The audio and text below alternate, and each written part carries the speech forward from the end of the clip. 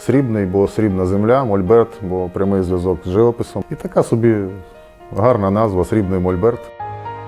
Кожен конкурс – це, на мій погляд, це змагання, яке дає можливість визначитися кращому. Закарпаття, воно, в принципі, багате на пленери і конкурси вже з давен-давен. Але все-таки формат цих конкурсів був більш завужений. Представництво було декількох шкіл, а якщо взяти по областям, то їх теж було небагато. Що стосується нинішнього конкурсу, то це, безумовно, унікальне явище в порівнянні з тим, що було раніше, і не тільки в Закарпатті. Я не знаю таких масштабних речей, такого плану, де можна подивитися стільки студентів і порівняти. Тому що це, власне кажучи, з усієї України люди, які професійно малюють, вчаться малювати у вузах.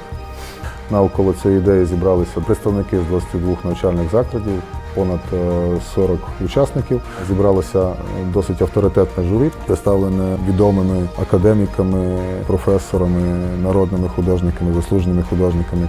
Видатні художники українські брали участь.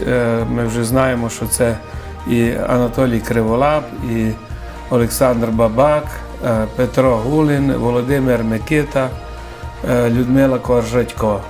Я, наприклад, взагалі вперше в такій акції. Для мене, можливо, навіть неприродно. Я люблю хвалити все, абсолютно. І у всьому я можу знайти щось хороше. Ця акція має фундаментальне значення, я би сказав, для розвитку української культури. Як на мене, міроприємство дуже мотивуюче, адже молоді художники мали можливість в змагальному режимі показати всю свою майстерність у виконанні робіт і мали нагоду ознайомитися з яскравими місцями, пов'язаними з живописом у місті Ужгород, Закарпатською школою живопису, відвідати існуючі в Закарпатті музеї, відвідати якісь визначні місця і, в принципі, познайомитися з Закарпаттям в цілому, Закарпатською школою живопису зокрема, та між собою перезнайомитися для подальшого спілкування.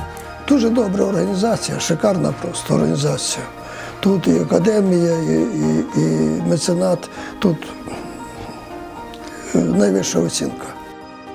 В наш час дуже важливо мати таких меценатів, спонсорів, як це назвати. І якби вони це не цінили, то вони б цього не робили. Провели колосальну роботу і провели її дуже професійно. Можливо, і досвід академії, а крім того, і організаційні сили Закарпат-Арт. Вони знають, що робити, розуміють. І організаційна сила цієї установи треба підкреслити на перспективу. Я думаю, це буде дуже велика.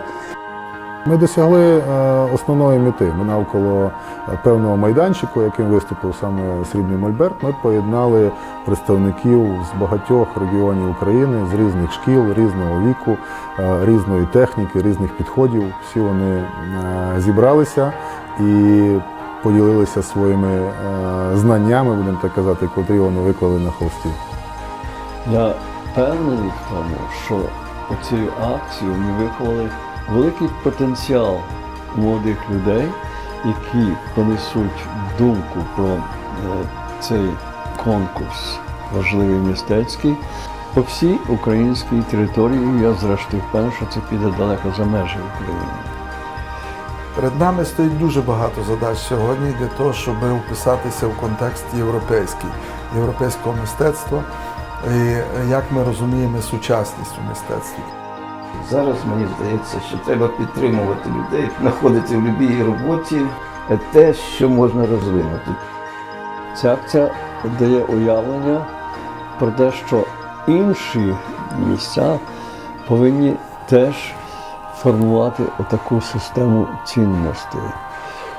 Конкурс показав, що є велике зацікавлення в Україні до проходження його саме в Закарпатті. Дуже гарно на Закарпатті навесні, і саме до цієї пори ми підготуємо наступний конкурс, і він буде проведений у момент, коли в місті Ужгород заквітнуть сакури, бо це справді одне з чудес на Україні, котру завезли до нас дуже давно на Закарпаття. Вона є такою візитівкою міста Ужгород і краю в цілому.